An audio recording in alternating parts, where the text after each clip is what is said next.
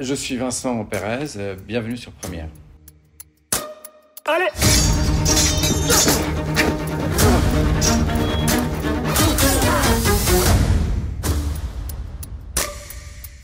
Bonjour Vincent, votre nouveau film Une affaire d'honneur nous plonge dans le Paris de 1887, une époque en fait où pour les hommes, les affaires d'honneur justement se réglaient à coups d'épée dans un duel. L'idée c'est qu'on a choisi des duels mémorables et on aimerait que vous nous les commentiez. D'accord. Premier film de Ridley Scott, c'est beau hein. Tout de suite, boum. Et là il fait... Bam. Harvey Keitel. Je l'ai un peu piqué à ça. Je le fais à un moment donné. Je l'ai revu pour une séquence, la séquence à cheval. Je voulais voir comment en fait il plaçait la caméra. Pour diriger un film en étant à cheval dans un duel, il a fallu trouver l'outillage. Donc on a trouvé cette grue télescopique de 30 mètres qui faisait qu'on pouvait reculer très rapidement puis tout de suite se mettre au niveau des cavaliers. J'ai commandé des Playmobil. Des roses, des bleus, des petits chevaux comme ça. Et en fait, j'ai filmé avec mon téléphone, j'ai filmé le combat tel que je voyais. Et il y a de la musique aussi. Alors moi, dans mes combats, il n'y a pas de musique. Je voulais qu'on entende les souffles, je voulais qu'on entende l'environnement. Par exemple, le premier combat, ils sont sur une petite scénette en bois, donc ça tambourine, bop, bop, bop, bop, bop. Et puis le fleuret siffle. Regarde, allez. Alors moi j'ai choisi un autre format, j'ai pas choisi le scope parce que je voulais qu'on garde les corps en fait, qu'on voit les corps. Donc du coup c'est pour ça que j'ai choisi le 1,85.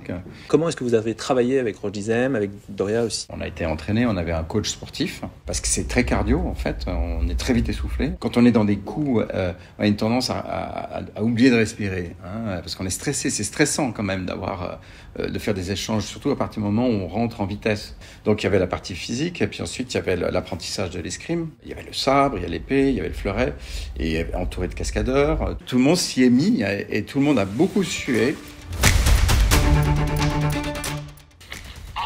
Non, voyons. J'adore. À ne pas confondre Une affaire d'honneur avec un film de Cap et épée, car ce n'est pas un film de Cap et épée. Là, c'en est un, parce que le nôtre, c'est vraiment fin de siècle.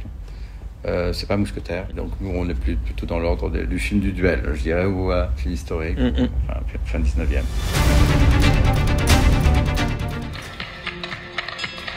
Ah, je vais mettre à danser, attention.